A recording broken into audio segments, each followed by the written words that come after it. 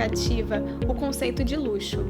E hoje o tema do podcast é tratar essas mudanças, transformações, tanto do ponto de vista da arquitetura, de marca, de consumo, para a nossa realidade de hoje, né? No período fim de pandemia e pós-pandemia. Quais são essas tendências? E aí, para isso, eu convidei a CEO da Incortel, Cecília, e a Bruna, que é arquiteta e sócia da Inspira, para a gente falar um pouquinho mais sobre esse tema.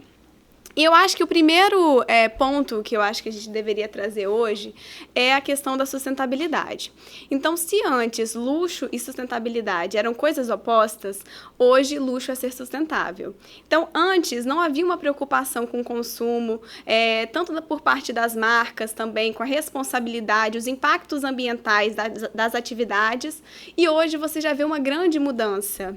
Então, eu acho que a gente deveria abordar um pouquinho sobre essa questão da sustentabilidade, tanto do ponto de vista da arquitetura, mas também das próprias marcas. Eu acho que a gente consegue observar algumas mudanças bem interessantes, né? Principalmente nesse momento atual. Por exemplo, a Volvo, se eu não me engano, no mês de maio, anunciou que só vai vender até 2030 carros elétricos ou híbridos. Então, isso a gente já consegue começar a pensar em alguns impactos na residência dessa decisão, porque o consumo desse tipo de carro vai aumentar drasticamente nos próximos anos. Então, a gente ter, por exemplo, no estacionamento ou de um prédio ou numa vaga de uma garagem, já ter pensado alguns espaços para esse tipo de carregamento, né? Eu acho que é bem importante, principalmente que o Volvo é uma marca de luxo, então isso eu acho que vai estar cada vez mais presente, começando no mercado de luxo, porque são carros mais caros, e depois indo para o mercado um pouco mais popular. Outros movimentos também que a gente vê agora dentro da moda é a economia de reuso. Então, a gente, já há um bom tempo a gente vê o crescimento dos brechós, e agora com uma grande presença do mercado de luxo dentro desse segmento, porque a gente vê com essas bolsas, a valorização de bolsas antigas que não vendem mais, coleções especiais de 1900, de 2000 e pouco. Então, esse mercado de luxo ele vem valorizando muito essa economia de reuso, esse brechó, para trazer um pouco de autenticidade, né, para as compras deles. Um outro ponto que eu acho importante é que a questão da sustentabilidade não pode ficar mais só no marketing, né? Ela tem que ser legítima. Então, no nosso segmento, a construção civil, a gente tem aí um grande desafio, que é construir de forma sustentável. Ainda a gente gera um volume de lixo muito grande no nosso segmento, então tem aí um grande desafio, né? Além dos projetos serem de fato sustentáveis, reuso de água, compostagem, a parte toda de energia solar, enfim, itens que a gente já trabalha, mas de uma forma ainda muito pontual. Eu acredito que isso de fato vai ser incorporado cada vez mais, principalmente nos imóveis voltados para esse segmento, né, nesse novo luxo. Você vê muito atributos, né, trazendo para a parte da arquitetura, para a parte da construção, reuso de água, economia de recursos, mas eu acho que isso deixou de ser um diferencial hoje, porque isso é uma obrigação da indústria. Então, a gente precisa tratar essa sustentabilidade como uma obrigação e não mais como um diferencial. Isso tem que ser, o básico, né? Eu acho que esse tipo de estratégia, inclusive, ele geralmente se entra com um pouco mais caro. Então, ele vai entrar principalmente no início no mercado de luxo. Então, é esse mercado que vai ditar esse tipo de comportamento no futuro, quando esses tipos de estratégia forem se popularizando. Então, eu acho que é bem importante esse mercado adotar essas estratégias mais sustentáveis. E quando você falou da moda, eu achei bem interessante essa questão da preocupação com a autenticidade mesmo, porque antes você tinha uma moda que ela era muito padronizada. Então, tem, por exemplo, as próprias bolsas com os monogramas, então todo mundo tinha aquelas bolsas, e hoje você vê um movimento caminhando muito mais para você ter uma bolsa que é a sua cara, que você pode até personalizar, enfim. Então, eu acho que é mais um objeto para trazer um pouco pouco da sua identidade, do seu lifestyle, do que uma questão de ostentar alguma coisa, né? A diferenciação. E aí a gente vê também, aproveitando nesse sentido, eu acho que a gente vê um luxo voltando para a questão da inclusividade, da pluralidade. E aí eu queria trazer isso para a gente debater um pouquinho hoje. Como que vocês enxergam isso nas indústrias? Eu acho que isso se relaciona muito até com as técnicas manuais que vêm voltando. Então, você comentou um pouco sobre as marcas de bolsa, né? Elas vêm trazendo técnicas como a renda, o crochê, que são técnicas mais manuais, e trazendo nesse segmento de luxo. Então, é interessante até no aspecto da autenticidade, que mesmo que eles façam um padrão de renda para a bolsa, uma bolsa feita à mão, ela nunca é a mesma, né? A renda nunca é a mesma, a técnica nunca é a mesma. Então, você tem essa certa exclusividade, mas trazendo um aspecto um pouco mais social, que é esse trabalho manual. Até agora, refletindo um pouquinho dentro da casa, a gente tem alguns designers de móveis que trabalham muito bem isso. Então, o Sérgio Matos é um designer brasileiro que ele faz muito bem essa fusão do artesanato com o design.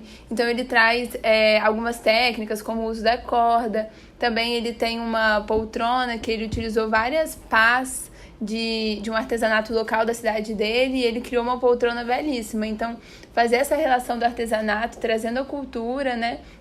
Mas para uma peça de design exclusiva, eu acho que vai vir cada vez mais como uma tendência. Essa personalização, juntando um pouco, né, a questão da arquitetura e arte, eu acho que é fantástico. Existem muitos exemplos, inclusive de artistas que desenvolvem, né, painéis de fachada. Houve aí um projeto premiado no sul do Brasil. E eu acho que esse resgate, né, e principalmente o incentivo de artistas locais é extremamente importante, que está diretamente ligado à questão da inclusão, né? E esse trabalho de inclusão social hoje é prioridade, na verdade, no mercado de luxo. Então, eu acho que a gente tem aí uma alameda, né, para buscar de inclusividade, principalmente no nosso país, onde a gente tem uma diversidade muito grande, a gente tem uma cultura local, cada cidade tem as suas particularidades, então trazer isso de uma certa forma para cada um, né, dos locais onde são desenvolvidos os empreendimentos imobiliários, eu acredito que vai fazer bastante diferença. A gente pode até trazer um pouquinho para Encortel mesmo, né? O nosso edifício Camilo 25, que a gente fez com uma parceria com a Ana Paula Castro, né? E aí é em Portugal, então ela tentou trazer um pouco da cultura portuguesa, mas trazendo os traços dela e essa coisa do trabalho manual, e ficou muito bacana na fachada. Se vocês derem uma olhada, vocês vão gostar. Esse é um ótimo exemplo, porque ali foi uma linguagem, né, uma técnica dela já bastante difundida, principalmente no nosso estado, né, o Espírito Santo, mas ela fez uma releitura da obra do escritor Camilo Castelo Branco. Então, pegar a cultura portuguesa e fazer uma releitura dentro de uma técnica, né, dentro do trabalho artístico que ela tem já tão consagrado aqui no Brasil e no nosso estado. No segmento da moda, a gente pode citar o caso da Gucci, que convidou o artista e pintor Ken Scott para fazer uma coleção limitada. Então, ele é conhecido pelas estampas florais, e a Gucci fez essa parceria e desenvolveu essa coleção com flores, enfim, ficou muito bacana. E também a gente pode destacar o movimento, no caso da Chanel, por exemplo, que ela fez recentemente uma coleção também de bolsas, na realidade acessórios de modo geral, mas só com técnicas manuais e artesanais, principalmente o crochê e o macramê. Então, você vê também a valorização das técnicas, né, do humano. Eu acho que, de modo geral, se eu pudesse falar alguma coisa dessa pandemia, para resumir, eu colocaria a valorização do humano, porque a gente valoriza as técnicas, a criatividade, a gente valoriza o contato também humano, que eu acho que a gente tem que falar depois. Enfim, uma série de coisas, mas eu acho que tudo isso caminha para a valorização do humano, da inclusão social, enfim, do ser humano. E aí, falando um pouco agora sobre essa questão do contato humano e até da tecnologia, eu queria tratar um pouquinho disso, porque é engraçado. Quando a gente fala de tecnologia no segmento de luxo, é uma realidade, né? Não tem como desassociar. Mas, ao mesmo tempo que esse público ele quer a tecnologia, ele também quer a desconexão. Uma desconexão em favor do contato humano, porque o contato para esse segmento é muito importante. Ele quer ter um relacionamento com uma marca, ele quer criar laços emocionais com essa marca. Então, eu acho que a gente poderia trabalhar esses dois lados. A tecnologia, como trazer isso, né, de que forma, principalmente com a pandemia, com essas funções que a casa assumiu, e também a desconexão, como poder trazer isso, como trazer esse contato, possibilitar esse contato. Eu acho que essa dualidade realmente acontece muito no mercado de luxo, porque ao mesmo tempo que é um mercado que valoriza o contato com o cliente mais pessoal, não tem jeito, mas a tecnologia ela veio para ficar. Então eu acho que principalmente nesse mercado, né, de pessoas que trabalham muito, o tempo virou o maior luxo que tem. Então a tecnologia eu acho que ela entra muito mais nesse aspecto de tentar otimizar o dia a dia das pessoas. Então ganhar tempo, otimizar, né, as atividades, e aí eu acho que realmente a automação que antes vinha com preço muito caro, porque era uma automação mais limitada, era apenas com fiação. Hoje em dia, a gente vem com a Amazon trazendo vários gadgets que ajudam nisso, né? A própria Alexa, enfim. Surgiu uma infinidade de possibilidades dentro da automação que eu acho que realmente veio para ficar, até pensando agora nesse mercado imobiliário. Então, a gente tentar trazer essas automações um pouco mais pré-instaladas nas edificações, eu acho que é fundamental. Inclusive, eu estava vendo um dia desses um botão que a IKEA criou de automação, mas eles criaram pensando nas pessoas um pouco mais velhas, que não têm essa facilidade de chamar uma Alexa, não entende isso, ou de ficar no celular criando automação. Então, eles tentaram criar uma forma de trazer a tecnologia mais intuitiva. Então, esses botões, ele tem imagens tipo café da manhã. Então, você clica e aí liga a sua cafeteira, acende a luz que você quer, liga a música que você quer. Então, ele tentou trazer essa parte mais analógica dos botões, mas trazendo essa automação, né, com toda essa tecnologia por trás desses botões. Eu achei super interessante. Eu acho que houve um ressignificado, né, da questão do contato, porque o contato ele pode ser simplesmente uma mensagem que possa provocar emoções, que possa, de alguma forma, te fazer importante e você sentir esse contato humano que não é presencial, né? Então, esse é um ponto importante. Mas as grandes marcas também repensaram essa estratégia, né, de muita conexão, como estava acontecendo. Um exemplo disso é a Bottega Veneta, né, que ela saiu das redes sociais com 2 milhões e tantos seguidores e apostou numa estratégia de comunicação muito mais B2B do que B2C, né, diretamente com o cliente, criando aí um relacionamento muito mais íntimo, muito mais pessoal. Então, eu acho que existe aí, sim, um desafio, né, de tornar esse contato mais personalizado, mas, ao mesmo tempo, o mundo hoje, né, não pode dispensar as facilidades da tecnologia que estão aí disponíveis, mas que não é mais, como no passado, um símbolo de status, né? Passou a ser uma coisa de segundo plano. Ele tem que vir agregado também com esse contato humano. Sim, então eu acho que a gente tem que pensar nas nossas estratégias de marketing e comunicação, sempre mesclar o contato virtual, porque sim, dá muito mais acessibilidade, é muito mais fácil, mas também não esquecer do contato humano, porque hoje, mais do que nunca, está sendo valorizado e isso, sem dúvidas, vai ser um diferencial para as marcas que apostarem nessa estratégia. E agora eu queria falar um pouquinho sobre bem-estar. Bem-estar, todo mundo busca na pandemia, com todos os altos e baixos, né, que vivemos, ele foi muito valorizado. E a gente sabe que a nossa casa hoje, ela também precisa comportar esses espaços de bem-estar, espaços de desconexão, porque a casa assumiu inúmeras funções, mas a gente também precisa do nosso momento, do nosso cuidado. Então, como trazer isso? O que vocês veem na arquitetura? O que vocês veem de tendência quando a gente fala de bem-estar? Acho que com a pandemia as pessoas realmente se voltaram para casa, começaram a prestar atenção nas coisas que incomodavam, nas coisas que gostavam. Então, o mercado, inclusive, de decoração cresceu muito no último ano, né? E vem crescendo aqui em 2021 também.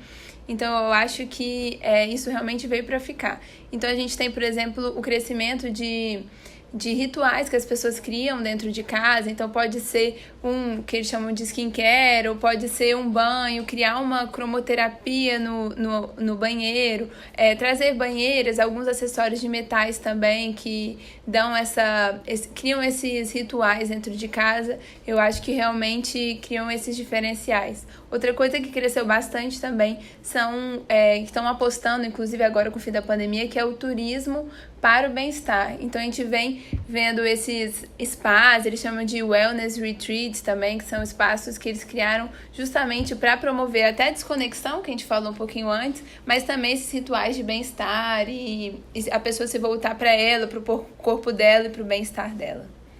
Eu acho que tem a questão do bem-estar físico, mas também o bem-estar mental e espiritual, né? Então, eu acho que nunca foi tão importante trabalhar também esse aspecto mental, espiritual. Você vê aí, né, o yoga crescendo muito, né, no mercado, as pessoas voltando a praticar meditação. E mesmo essa busca, né, espiritual de alguma forma, resgate, né, das suas relações espirituais, a religiosidade, né, que cada um tem. Então eu acho que esses espaços também cresceram muito, essa tendência vem para ficar, não é uma coisa pontual, né? A gente realmente redescobriu a necessidade desse equilíbrio que passa pelo físico, mental e espiritual. Então, acho que todos os espaços hoje, não só dentro da casa, mas no condomínio, nos espaços comuns, isso pode ser refletido de uma forma bastante interessante e que vai fazer a diferença na hora do público, né, escolher entre um imóvel e outro. Sem dúvidas. E quando a gente conversa sobre isso, eu fico pensando assim, cada pessoa tem seu comportamento, tem seu estilo de vida, tem as coisas que valorizam. E aí quando você fala, por exemplo, desses cuidados, né, existem pessoas que valorizam demais isso. E aí seria até uma possibilidade de você poder personalizar, quando a gente fala de mercado imobiliário, de você criar pacotes de personalização conforme o seu público, né? Para você poder atender de forma geral. Porque as pessoas, até pelo próprio índice de investimento no design de interiores, mostra que elas estão sim cada vez mais exigentes. E a gente precisa planejar esses espaços e possibilitar essa personalização. Então, isso é um grande desafio. A gente sabe que existem tecnologias que favorecem a isso, como é o caso, por exemplo, quando a gente tem plantas livres, com menos vigas, existe a proteção, que você tem essa flexibilidade, né, permite essa flexibilidade no layout, mas também a gente pode incluir a personalização de uma forma mais profunda, tanto na parte de móveis, quanto na parte de metais, de revestimentos. Esse público, ele quer, sim, por tudo que a gente falou aqui, um imóvel que é a sua cara. Ele quer ser exclusivo, sim, mas não exclusivo no sentido de excluir e de ser melhor que o outro e de ostentação. Exclusivo no sentido de ter algo que seja a cara dele, que represente os seus valores, né? Então, eu acho que isso tudo que a gente falou tem muito a ver com isso, com essa personalização. Eu queria completar falando um pouquinho dessa geração Z, que até 2025 deve representar em torno de 40% desse mercado de luxo. E é uma geração onde sustentabilidade é a palavra é a ordem, né? E esse público quer realmente um imóvel com a sua cara, ele tem outras referências, é uma geração que valoriza muito o dinheiro que tem, o dinheiro que ganhou, e que a marca em si, para ele, não é tão importante quanto o próprio objeto do qual ele está buscando. Então, é menos marca, né, e mais conteúdo. Eu acho que essa geração vai reforçar ainda mais as tendências que hoje a gente já discutiu e que vem aí com muita força nos próximos anos, ocupando um grande espaço aí dentro desse mercado de luxo. Muito bom. Vocês têm alguma coisa para complementar? O tema é muito amplo, né? A gente, enfim, busca referência em outras áreas, acho que é muito extenso.